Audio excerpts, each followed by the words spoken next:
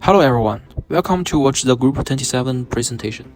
The topic of our survey is the differences in dining behavior between the male and female Starbucks dining customers. We choose this topic because customer experience is important to Starbucks as premium brand, but the behavior can differ in gender. Thus, we believe it is useful to understand the difference for reaching maximize customer satisfaction. In response to this topic, we first proposed 3 hypotheses to facilitate the investigation. The first hypothesis is in Starbucks, female will be more likely to interact with peripheral products than male. The second hypothesis is male will be more likely to sit outdoors when dining in than female when both are available on seats. The third hypothesis is females will take more time on ordering than male. Next part is our sampling design. Here we choose 50 people as sample size, 25 men and 25 women. The survey method for these samples is systematic random sampling that to reduce the selection bias. There are 10 variables for our observational research. It consists of 4 control variables, 5 behavior variables, and 1 non-behavior variable. The 4 control variables are time, dine-in, weather, and location. The 5 behavior variables are extra purpose of visiting, dine time, working day or not, interact with peripheral products, and order time. Lastly, the non-behavior variable is gender. For defining the stores we observe, firstly, we selected 4 Starbucks coffees with outdoor seating in Orchard Road, Bras-Basah Road, Orchester Drive, and Yuanqing Road. And then we use randomly select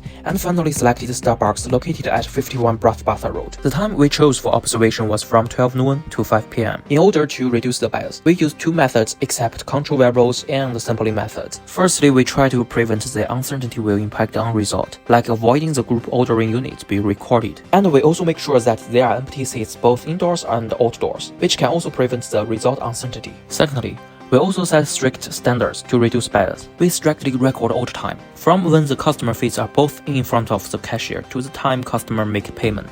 Also for downtime, we record from the time that customer sits down to the time the customer stands up. The next is the statistical result of research. For pay methods, most of male use credit card at 30% of sample and most of female use credit card at 26%. For dine time, most of males tend to dine between 30 to 60 minutes at 26% of sample, and most of female also dine between 30 to 6 minutes at 34% of entire sample. Most of male come to Starbucks for just dining at 22% of sample, and most of female also dine with no extra purpose at 34% of entire sample. The most of male has no interaction with peripheral products displayed in the store at 42% of sample. Most of female also has no interaction at 32%.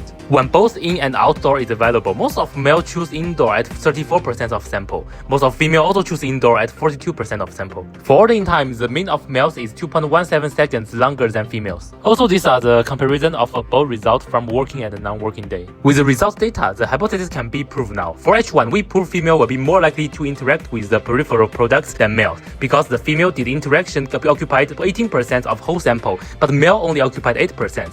Also, females are even more likely to have touch interaction. For H2, we also proved males will be more likely to sit outdoors than female when dining in.